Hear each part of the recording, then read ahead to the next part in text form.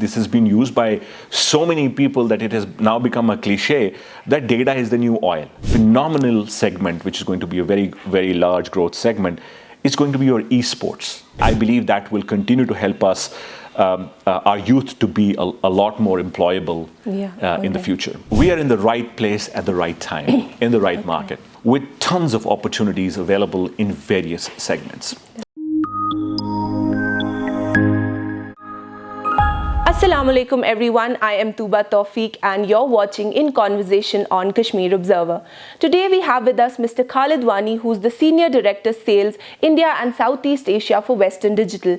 He's someone who's been actively working with the youth in Kashmir to spur them in the right direction. We are so glad to have him with us today. Let's just get right into the discussion. Thank you so much for joining us today. It's a pleasure to talk to you. I know you have reached out to so many youngsters here and have sort of guided them. And it's a pleasure for our viewers as well that you have sort of agreed to speak with us today. Let's just start from the basics. Let's start with the cliche, your journey. What was your journey like? Was it like a typical journey? Were there some magic moments that stirred you in some direction? How was it? First of all, thank you very much for having me. It's an honor and a pleasure to be a part of this show. And I've seen that over the last couple of years, there have been so many distinguished people that you've spoken to, and so many people that have added a lot of value to the entire community. Right. So it's a pleasure to be on the show. Well, everybody's journey has magical moments. So of course I was not without them, right? I grew up, was born and brought up in Srinagar. Did my schooling here. Got an opportunity to work for a company and started at a very, very humble level, and then grew up the ranks and started building my career around emerging markets, building businesses around emerging markets. And for the last 2 decades, I ended up operating in the Middle Eastern markets, the African market, the India and the Southeast Asian markets, primarily with large multinational organizations, helping them build their businesses and an organizational ecosystem, right? Not only magical moments, but in everybody's life, you come across and meet people who are very, very critical in your journey. Yeah. And those people are the people that nudge you, that help you, that make you look at things that probably you might have missed out on. So of course I had those moments and those people as well in my life, and I'll always be thankful to each and every one of them to help me get where I am at this point in time. All right. So when you started, did you take the typical non-medical, medical route, or what education did you pursue in your 11th, 12th, and after that maybe in graduation, or did that have any role in play, role to play in your entire career trajectory? I think a few decades ago, we all would have that two things: peer pressure as well as the pressure at home to either choose medical or non-medical. And I was no different, right? I ended up choosing medical. But as soon as I completed my 12th standard, I realized that that's probably not me, right? And fortunately enough, I was lucky enough to have extensive support from my family, right, to allow me to explore, what I felt that is something that I'm passionate about and that I love doing. And from day one, I was extremely passionate about understanding different cultures, right? And what I built over the last 2 decades is exactly around working different cultures and how cultures impact businesses, right? And yes, but I was no different. I was kind of driven towards that peer pressure to go and drive into the medical stream. But then I eventually went and diversified over a course of time. All right. In some of your interviews, you have also talked about how you started working full time quite early. I think that was an intelligent and unconventional choice. Oh yeah. I actually started in my second year of my college. My full-time job was when I was in my college. I was doing my eco honors from Delhi, and I decided to basically get into the corporate environment very early in my life. I think that helped me do two things. One is that it helped me understand the organizational dynamics a lot more better at a younger age. It also allowed me to make some money, and it allowed me to make that money. And to be honest with you, the fact that I worked for those 2 years of my full-time college, I was able to afford my future onwards, right? I was able to afford my future studies, or even look at going outside, right? So. All right. Okay, so I mean, you said that you have talked to a lot of youngsters, and we know that you talk to a lot of youngsters here and have started various initiatives to sort of guide them.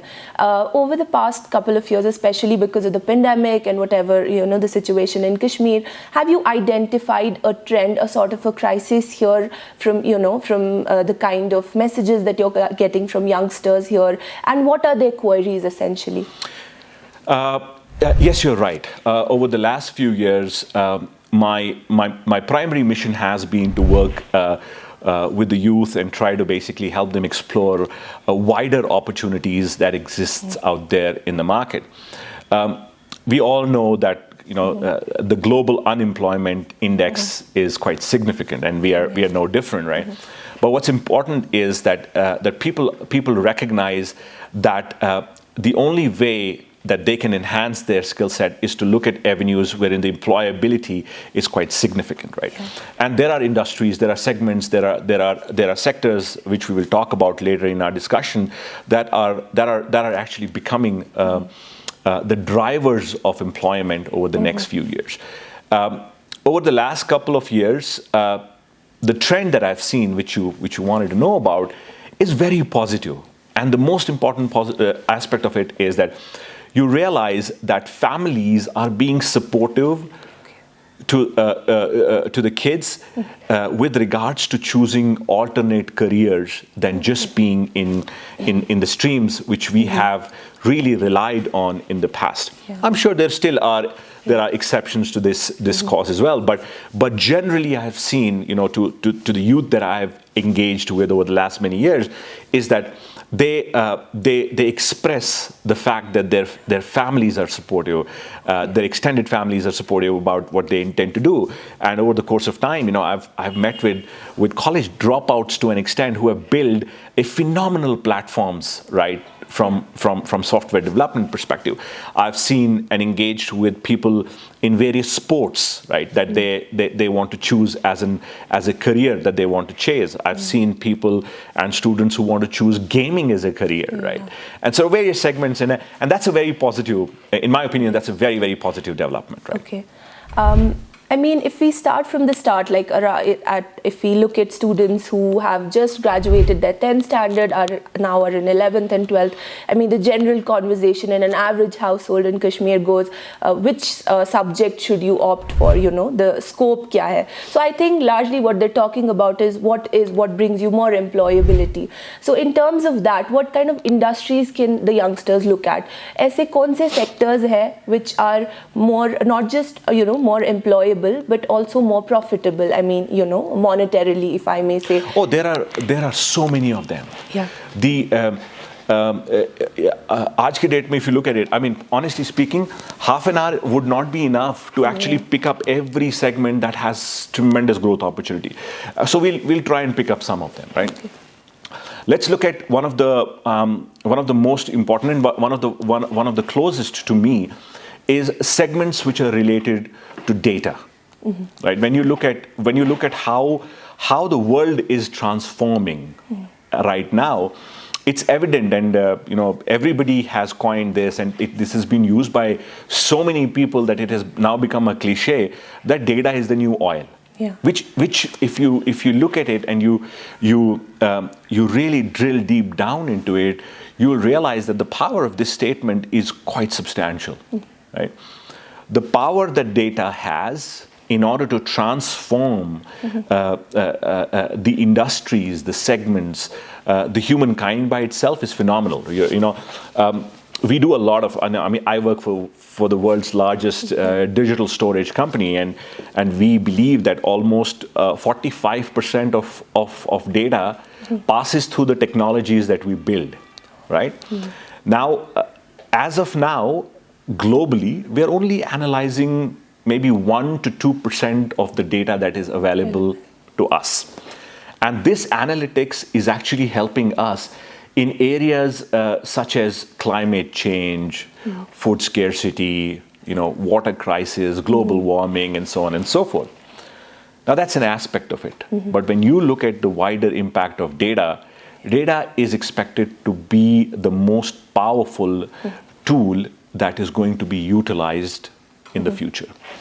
So the segments which revolve around data, we've heard about data science, we've heard about data analytics, right? We've heard about data mining, we've heard about artificial intelligence, we've heard about machine learning, right? These all of these technologies are in a way connected towards data, right? And these segments are expected to have tremendous employability over the next many years, right? Interestingly enough, we all have seen how sporting, properties like IPL and FIFA and so on and so forth have tremendously grown over the last couple of decades, right? A segment which is going to be a phenomenal segment, which is going to be a very, very large growth segment, is going to be your esports, right? Esports and how gaming is growing globally is phenomenal. India, by year 2025, is expected to be a couple of $1 billion of a market, right? And I don't see a lot of gaming-based ecosystem here in the Valley right now, but I'm sure, and I've met a couple of folks over the last few months who are extensively looking at exploring this opportunity, building esports ecosystems, gaming teams here. The other day there was a tournament that was held on gaming. If I'm not mistaken, the prize money was around $10 to $15 million and above, right? So those are also important growing segments. In healthcare, right? A lot is changing, right? And it's not only got to do with your doctors and nurses, but how technology is being deployed in healthcare as a segment is also revolutionizing the entire segment by itself, right? So these are few of the top-notch segments which are going to have some strong employability, right? Web3, and then you look at various other segments.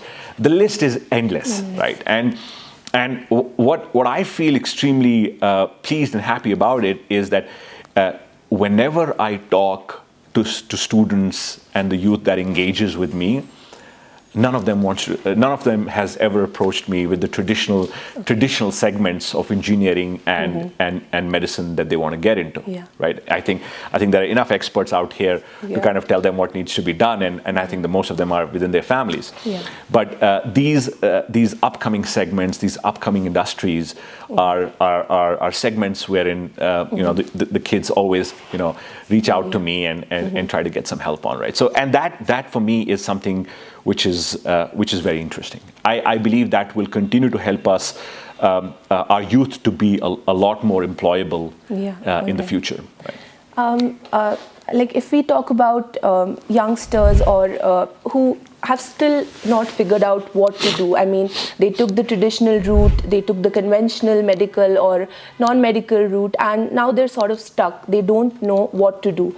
I mean, what should they do to robustly sort of become employable? And those who have just started, how can they, robustly work in this direction? I think we all recognize that, this transition from 10, 12 standard into getting into college is the most difficult part for any young student, right? Because this is where they are extremely confused in terms of what they should do and what they should explore. This is where they need a lot of help from their parents, from people around them, to help them recognize what they are passionate about, right? I've had multiple discussions over the last couple of years with students who are transitioning from their 12th standard, and then they have to get into a college and they have to choose a different stream. And it's always about listening to what they like. It's all about helping them understand what they're passionate about, right? And those discussions are important discussions to have with those children. My only suggestion or my only recommendation to the kids in that space is, spend enough time to recognize what you're passionate about. Right? It could be data, it could be healthcare, it could be anything else. But spend time in recognizing and drilling deeply into what you are passionate about. Because one thing is for sure, right? If you turn your passion into your career, they rightly say that you don't have to work another day in your life, right? Because you're so happy with what you do, you're so excited about what you do that you're at ease, you're at comfort, right? And that's the area where we need to constantly keep on, talking and educating and helping these kids to recognize what they're passionate about. All right. Can you also tell us something about some initiatives, formal or informal, that you're running in Kashmir to sort of guide the youth here? There are many things that I have in my mind, and I keep on exploring whatever I can. But at the back of it, the fundamental objective is to what I can contribute towards the growth of the individuals at different aspects, right? I talked about discussions in terms of helping students recognize their passion, right? What they feel good about. So I spend a quantum amount of time in talking to various students in terms of helping them recognize that. I spend a quantum amount of time once we are able to recognize the right talent in the right segment to help them to guide them and coach them and connect them with various entities to help them in their career. Over the last 2 decades, what I believe me, as well as a lot of other people out there who would have been successful in their careers, would have built a robust ecosystem, a robust network of people, right, who they're connected to. And this ecosystem and this network is something that can actually can be built and nurtured to help a lot of people out there in the community, right? I'll give you an example. The other day, a kid came to me from Anantnag, and he had been working on an edtech platform. An edtech platform, a self-taught guy, right? Hasn't had any professional degree in terms of coding. He's learned coding over the last 1.5 years by himself. He came across to show me the platform that he has developed. Tuba, I'm not exaggerating, but believe me, I was surprised, right? I've looked at a lot of platforms out there. I've worked on a lot of platforms out there.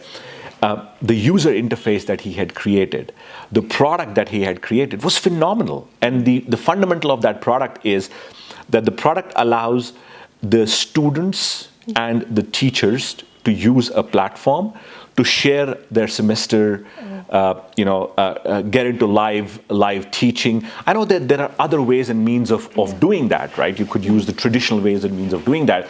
But the way he had structured that platform would make it so easy for both the teachers as well as the students, right?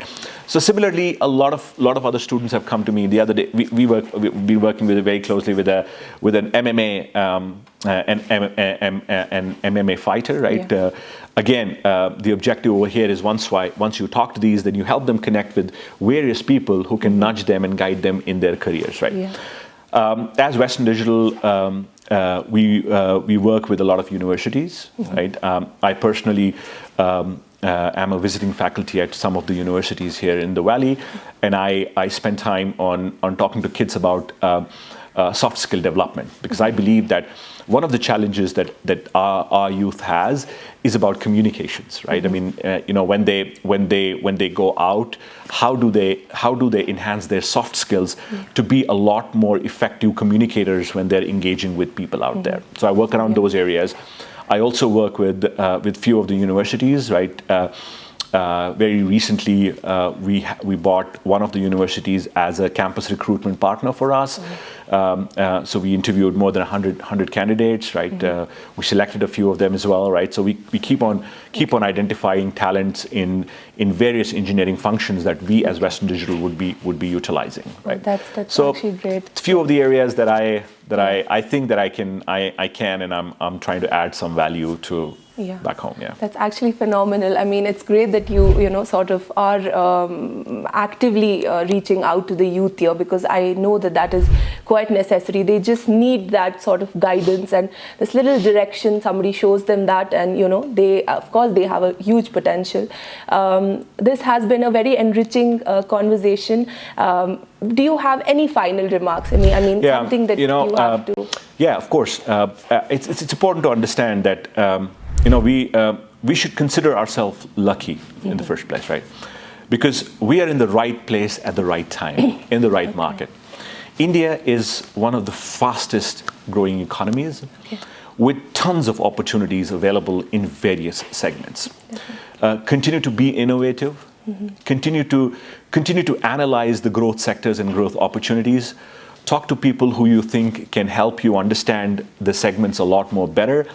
There isn't a dearth of opportunity as far as the country is concerned. So I think a lot of, when you look at a lot of other countries right now from a global perspective, you see there are a lot of challenges happening there from economic perspective. But the growth trajectory that is expected to be for India is quite phenomenal. So I believe that we should all consider ourselves to be lucky enough to be in the right place at the right time. All right. Yeah. Thank you so much for having this conversation with us. Thanks a lot for joining us, and I hope when you come back to Kashmir, we can have this discussion again, and maybe we can organize something with the youngsters and can have a casual conversation, but that's for the next time. Thank you. Thanks a lot for joining us. Thank you so much for having me. Again, warm wishes to all your viewers, and all the best. Thank you very much. Thank you. Yeah.